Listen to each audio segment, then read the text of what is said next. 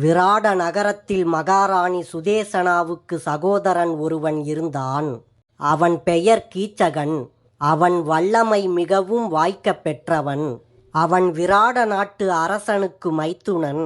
அதனால் அந்நாட்டு சேனை தலைவன் என்ற மிக உயர்ந்த ஸ்தானத்தை அவன் வகித்து வந்தான். ஒரு போக்கில் அவனை விராட நாட்டு மன்னனென்றே அழைக்கலாம். கீச்சகன் அந்த அளவுக்கு பலமும் செல்வாக்கும் கொண்டவனாக இருந்தான். பாண்டவர்கள் புரிந்து வந்த மறைந்து வாழும் அஞ்ஞாத வாசம் அமைதியாக சென்று கொண்டிருந்தது. அப்போது அவர்களுக்கு உபத்திரம் ஒன்று உருவெடுத்தது. கீச்சகன் தன் சகோதரியான மகாராணியின் அந்தப்புரத்திற்கு ஒரு நாள் உரிமையுடன் சென்றான். அப்பொழுது அவன் தற்செயலாக சைந்தரியை பார்த்தான். பார்த்ததும் அவள் மீது காதல் கொண்டான் கீச்சகன்.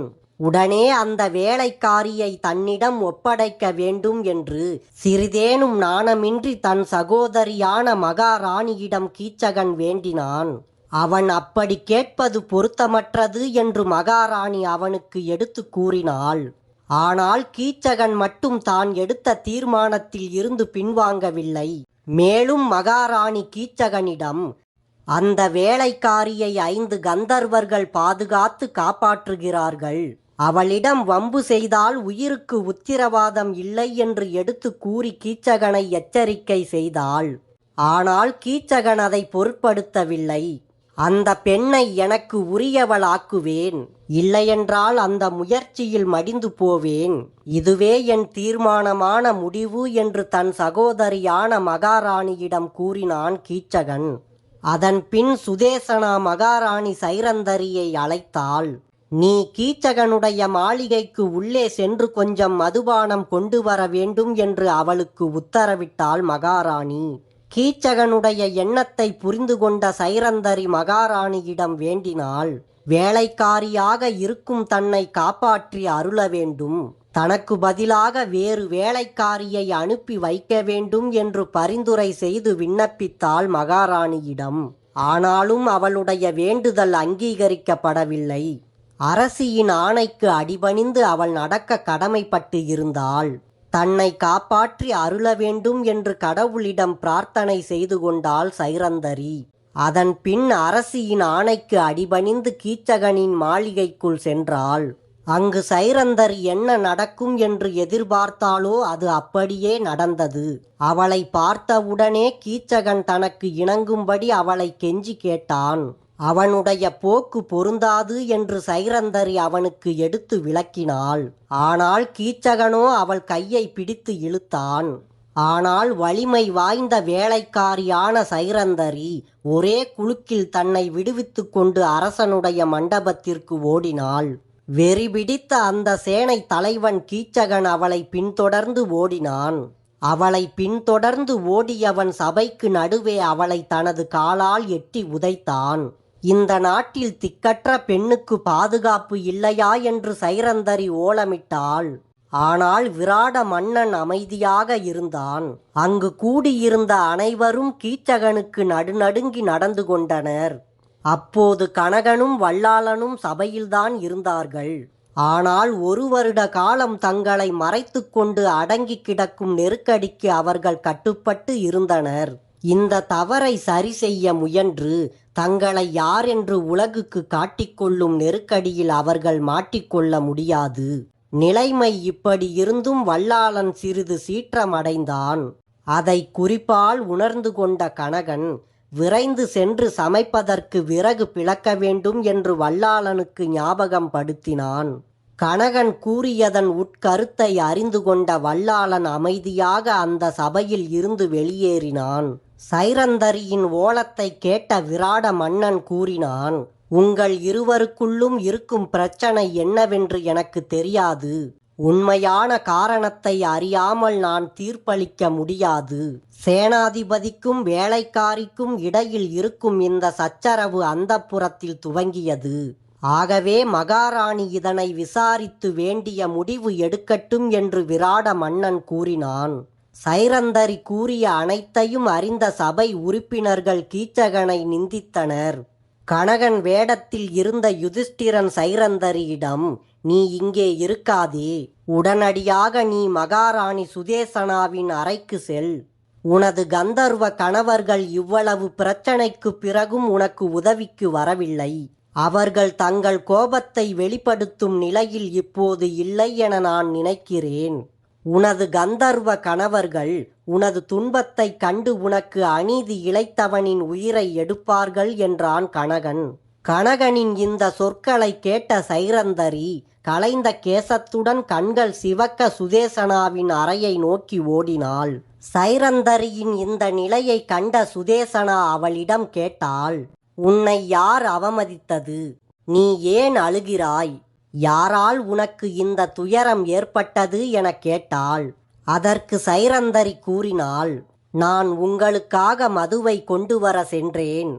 அப்போது என்னிடம் தவறாக நடந்து கொண்டு சபையில் மன்னரின் முன்னிலையிலேயே கீச்சகன் என்னை அடித்தான் என்றாள்.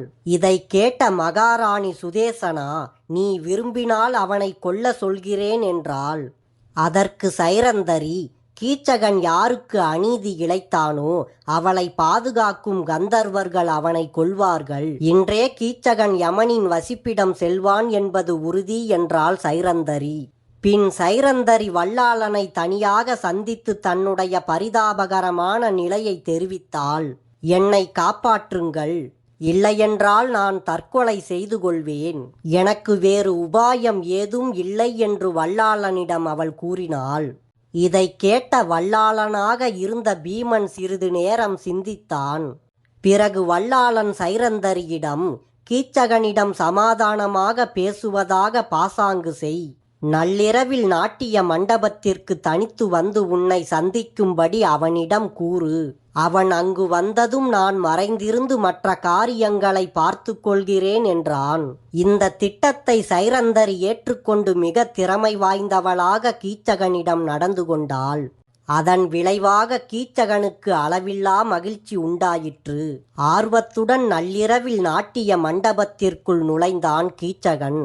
அங்கு மங்கலான விளக்கொளியில் ஒரு கட்டிலின் மேல் மேனி முழுவதும் ஒரு போர்வையால் மூடப்பட்ட மானிட உருவம் ஒன்று அவனுக்கு தென்பட்டது.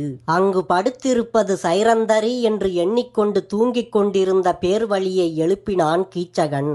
ஆனால் அவன் எதிர்பார்த்ததற்கு மாறாக ராட்சசன் போன்ற ஒருவன் குதித்தெழுந்து வந்து கீச்சகனை தாக்கினான்.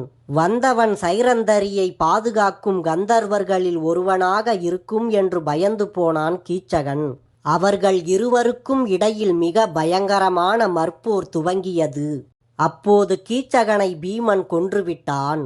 அவனுடைய உடலை ஒரு மாமிச குவியலை போன்று பிசைந்து விட்டான் பீமன். கீச்சகனுடைய எலும்பு துண்டுகள் ஆங்காங்கு குவியலோடு கலந்து தென்பட்டன. பிறகு பீமன் நீராடி தன் மேனியில் சந்தன குழம்பை பூசிக்கொண்டு அயர்ந்து தூங்க சென்று விட்டான். விராட நகருக்குள் மக்களிடமும் மன்னரிடமும் விடியற் காலையில் செய்தி ஒன்று பரவியது. யாராலும் எதிர்க்க முடியாத கீச்சகனை கந்தர்வர்கள் கொன்றுவிட்டார்கள். இந்த செய்தியை கேட்டு ஊரார் அனைவரும் நடுநடுங்கினர். சைரந்தரியை கந்தர்வர்கள் பாதுகாத்து வருகின்றார்கள்.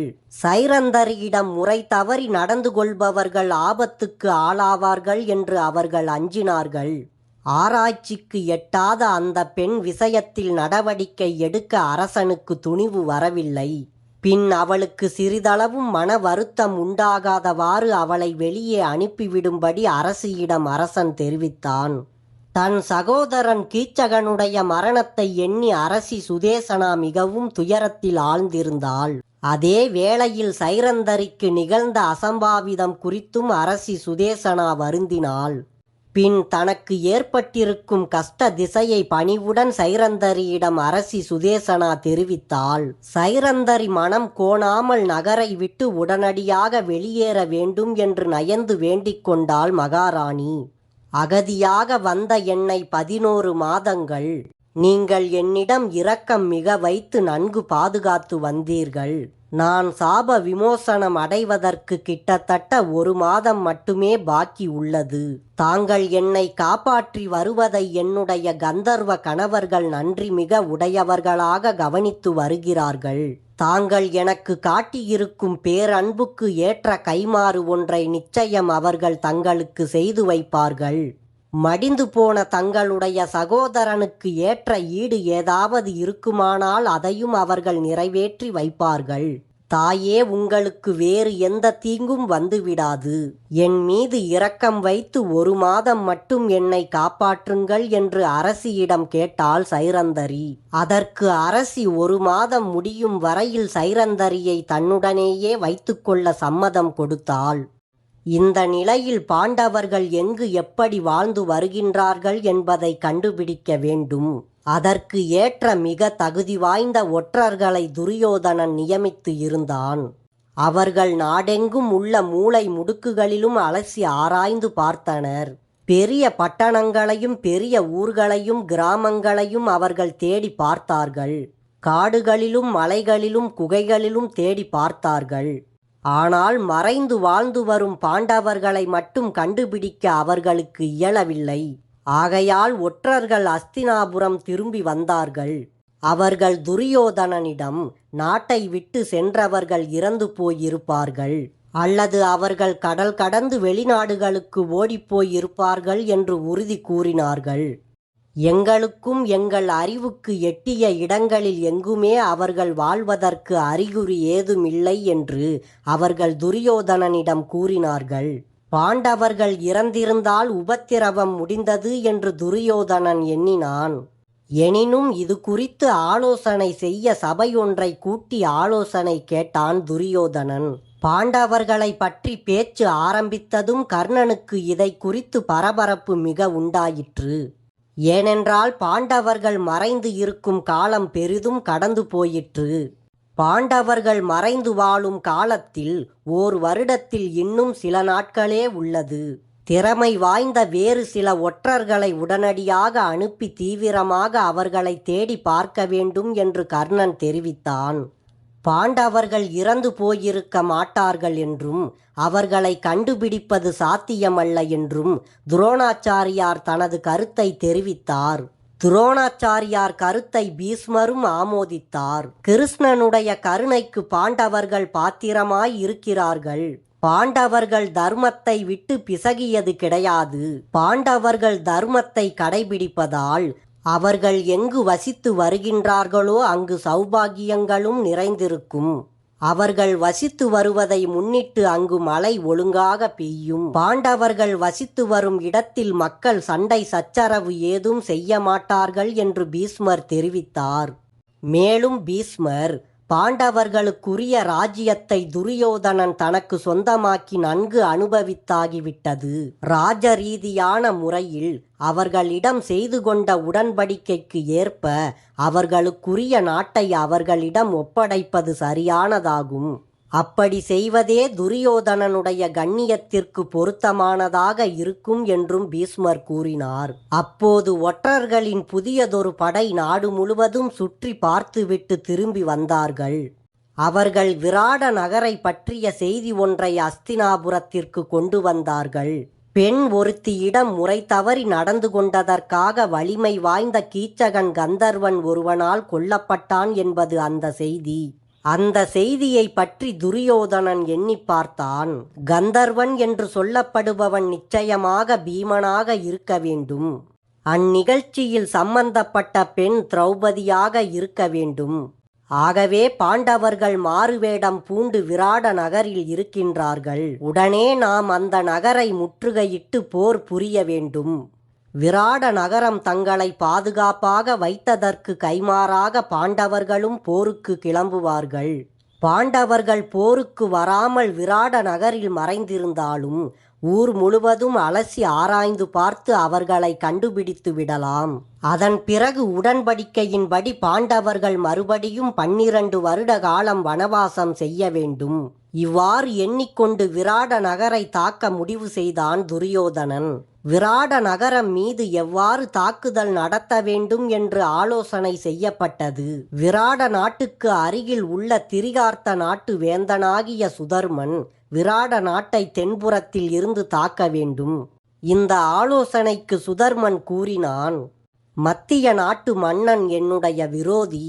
எனக்கு ஓயாது உபத்திரவம் கொடுத்து வந்த கீச்சகன் இறந்துவிட்டான். ஆகையால் இப்போது விராட நகரம் வலுவற்று இருக்கிறது. எனவே விராட நாட்டை தாக்கி அந்நாட்டுக்குரிய பசுக்களை நான் கைப்பற்றிக் கொள்கிறேன் என்றான் சுதர்மன்.